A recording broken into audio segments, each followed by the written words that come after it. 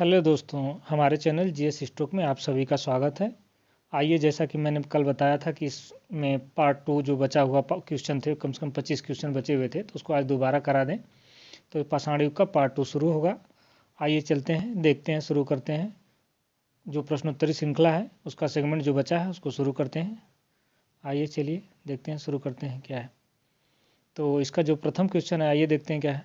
बृहत पाषाण स्मारकों की पहचान किस रूप में हुई है? क्या है, दोबारा प्रश्न पढ़ते हैं। बृहत पाषाण स्मारकों की पहचान किस रूप में हुई है? तो ये देखिए, लोक सेवा आयोग द्वारा, उत्तर प्रदेश लोक सेवा आयोग द्वारा ये प्रश्न पूछा हुआ है। तो आइए गेस करिए और कमेंट करिए आप लोग भी कि इसमें कौन सा आंसर सही होगा। तो देखते हैं ऑप्शन ए क्या है, सन्यासी गुफा के रूप में। ऑप्शन दो जो है, ऑप्शन बी जो है मृतक को दफनाने के स्थल के रूप में। ऑप्शन सी जो है मंदिर के रूप में। ऑप्शन डी जो है इनमें से कोई नहीं।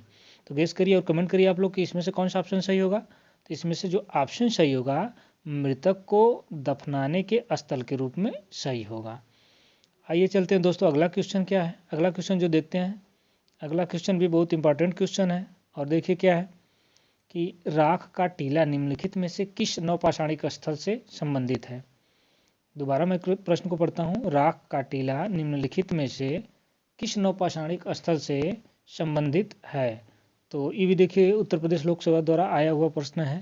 तो आप लोग गेस करिए इसका और कमेंट करिए कि कौन सा ऑप्शन सही होगा। ऑप्शन ए है बुधियाल, ऑप्शन बी है Sanganakallu, option C Koldihwa, option D Brahmagiri.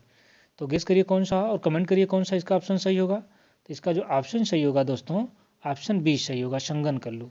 शंगनकल्लू कहाँ पड़ता है? ये कर्नाटक में मैसूर के पास जो बेल्लारी जनपद है, तो वहीं ये शंगनकल्लू ये स्थान पड़ता है और यहीं से जो था राख का टीला प्राप्त हुआ था। चलिए दोस्तों, आइए अगला क्वेश्चन देखते हैं क्या है। अगला क्वेश्चन जो है बहुत मोस्ट इंपॉर्टेंट क्वेश्चन है, ये भी आया हुआ है, कई परीक्षाओं में पूछा हुआ प्रश्न है। तो जो प्रश्न है क्या है, भीमबेटका किसके लिए प्रसिद्ध है? जैसा कि आप लोग भीमबेटका का नाम अभी कई करंट में भी सुने होंगे, पिछली कक्षाओं में भी सुने होंगे, कई परीक्षाओं में भी सुने होंगे। तो आइए देखते हैं क्या इसका ऑप्शन कि भीमबेटका किसके लिए प्रसिद्ध है। तो गेस करिए और कमेंट करिए इसका कौन सा ऑप्शन सही होगा। तो ऑप्शन ए जो है गुफाओं के शैल चित्र, ऑप्शन बी जो है खनिज, ऑप्शन सी बुद्ध प्रतिमा, ऑप्शन डी सोन नदी का उपागम स्थल। तो गेस करिए इसका कौन सा ऑप्शन सही होगा। इसका जो ऑप्शन सही होगा, गुफाओं के शैल चित्र से, गुफाओं के शैल चित्र मिले थे भीमबेटका में। तो चलिए दोस्तों, आइए अगला क्वेश्चन देखते हैं क्या इस सेगमेंट का। इस सेगमेंट का अगला क्वेश्चन जो है, निम्नलिखित में से कौन सा स्थल प्रागैतिहासिक चित्रकला के लिए प्रसिद्ध है? देखिए बहुत महत्वपूर्ण प्रश्न है, आइए देखते हैं, दोबारा मैं पढ़ता हूँ क्या है। निम्नलिखित में से कौन सा स्थल प्रागैतिहासिक चित्रकला के लिए प्रसिद्ध है? तो गेस करिए इसके ऑप्शन। देखिए 4 ऑप्शन मैं बोल रहा हूँ और आप लोग कमेंट करिए जो ऑप्शन सही है। पहला अजंता, दूसरा भीमबेटका और तीसरा जो है बाघ, चौथा अमरावती। तो इसका जो ऑप्शन सही होगा, कमेंट करिए आप लोग। ऑप्शन इसका जो ऑप्शन सही होगा, ऑप्शन बी सही होगा, भीमबेटका। चलिए आइए देखते हैं इस सेगमेंट का अगला क्वेश्चन क्या है। इस सेगमेंट का जो अगला क्वेश्चन है ये भी देखिए महत्वपूर्ण है कि भीमबेटका की गुफा कहाँ स्थित है। आप लोगों ने तो नाम सुना भी होगा और पढ़ा भी होगा, करंट में भी पढ़ा होगा इसका नाम। तो भीमबेटका की गुफाएं कहाँ स्थित है? Option A Bhopal, option B Singrauli, option C जो है पंचमढ़ी, ऑप्शन डी जो है अब्दुल्ला रायगंज रायसेन, अब्दुल्लागंज रायसेन। तो आइए इसका ऑप्शन कौन सा सही होगा, कमेंट करिए आप लोग। इसका ऑप्शन जो सही होगा, ऑप्शन डी सही होगा, अब्दुल्ला रायसेन, अब्दुल्लागंज रायसेन ऑप्शन सही होगा इसका। चलिए आइए अगला क्वेश्चन देखते हैं क्या है। अगला क्वेश्चन जो है, अगला क्वेश्चन जो है 6 क्या है, भारत में किस शिलाश्रय से सर्वाधिक चित्र प्राप्त हुए हैं? दोबारा मैं प्रश्न को पढ़ता हूँ कि भारत में किस शिलाश्रय से सर्वाधिक चित्र प्राप्त हुए हैं? तो इसमें भी 4 ऑप्शन देखिए, लोक सेवा आयोग द्वारा पूछा हुआ प्रश्न है। ऑप्शन ए घगरिया है, ऑप्शन बी भीमबेटका है, ऑप्शन सी लेखैया है, ऑप्शन डी जो है आदमगढ़ है। तो आप लोग कमेंट करिए इसका ऑप्शन क्या सही होगा। गेस करिए क्या ऑप्शन सही होगा और कमेंट करिए। इसका ऑप्शन जो सही होगा, ऑप्शन बी सही होगा, ऑप्शन बी सही होगा इसका, भीमबेटका, भीमबेटका इसका ऑप्शन सही होगा। चलिए देखते हैं इस सेगमेंट का अगला क्वेश्चन क्या है। आप लोग ऐसे ही लाइक और शेयर करते रहिए। चलिए देखते हैं प्रश्न संख्या 7 क्या है। गैरिक बृहद्भांड पात्र का नामकरण कहाँ से हुआ है? मतलब किस स्थल से हुआ है, किस स्थल से मतलब मिलता है गैरिक बृहद्भांड पात्र का नामकरण। तो ये भी देखिए उत्तर प्रदेश लोक सेवा द्वारा पूछा हुआ प्रश्न है। तो ऑप्शन देखिए क्या पढ़ते हैं। ऑप्शन ए क्या है, हस्तिनापुर में, ऑप्शन बी ऐच्छन्य में, ऑप्शन सी नौह में, ऑप्शन डी लाल किला में। तो गेस करिए इसका ऑप्शन कौन सा सही होगा। इसका जो ऑप्शन सही होगा हस्तिनापुर। और हस्तिनापुर कहाँ पड़ता है, हस्तिनापुर उत्तर प्रदेश के मेरठ के पास पड़ता है। तो चलिए देखते हैं इस सेगमेंट का अगला क्वेश्चन क्या है। ऐसे ही आप लोग कमेंट करते रहिए। देखिए कि प्रश्न संख्या 8 क्या है। ताम्रश्म या ताम्रपाषाणी काल में महाराष्ट्र के लोग मृतकों को घर के फर्श के नीचे किस तरह रखकर दफनाते थे। दोबारा मैं प्रश्न को पढ़ता हूँ कि ताम्रपाषाण काल में महाराष्ट्र के लोग मृतकों को घर के फर्श के नीचे किस तरह रखकर दफनाते थे।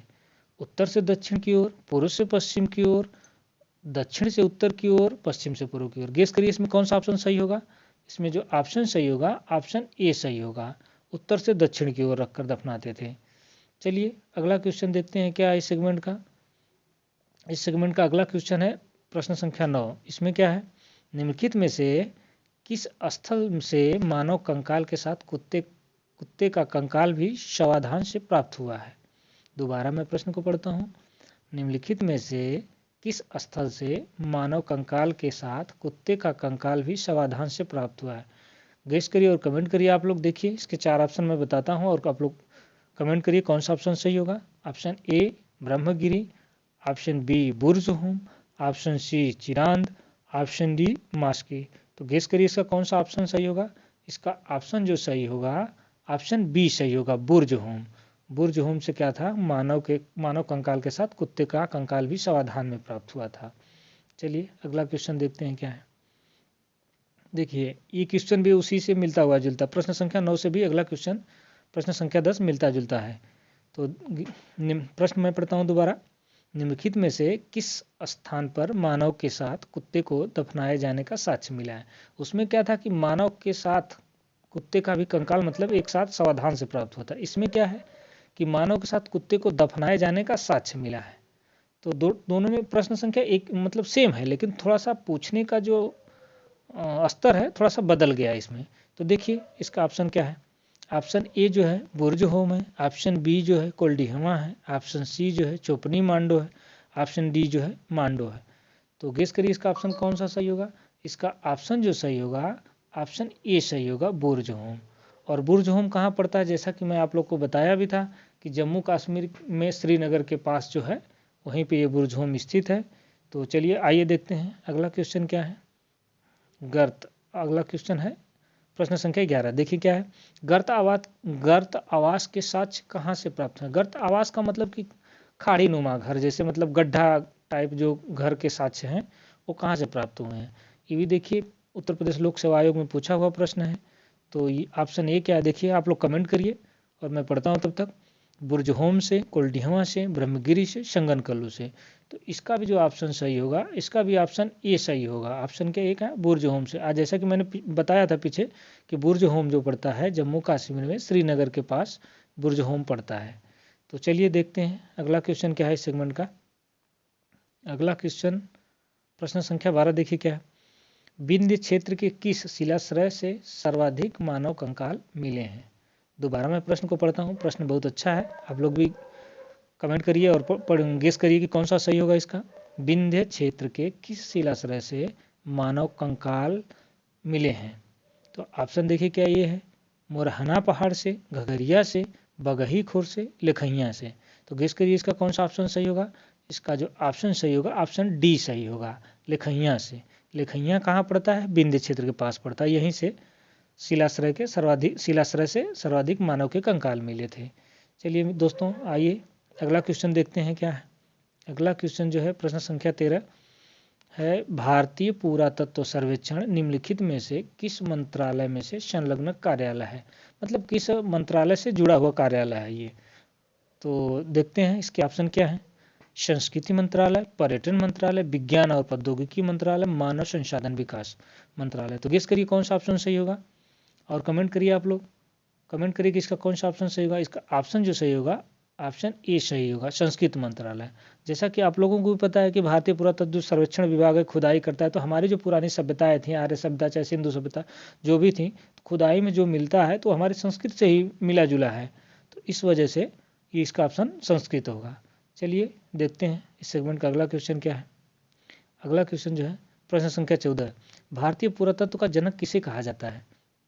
दोबारा मैं प्रश्न को पढ़ता हूँ, बहुत ही महत्वपूर्ण प्रश्न है कि भारतीय पुरातत्व का जनक किसे कहा जाता है? Option A Alexander Cunningham, option B John Marshall, option C Mortimer Wheeler, option D James Prinsep. तो गेस करिए आप लोग कौन सा ऑप्शन सही है। इसका ऑप्शन जो सही होगा अलेक्जेंडर कनिंघम सही होगा, ऑप्शन ए सही होगा। इन्हीं को भारतीय पुरातत्व जनक का पिता कहा जाता है। चलिए देखते हैं अगला क्वेश्चन क्या है, आइए।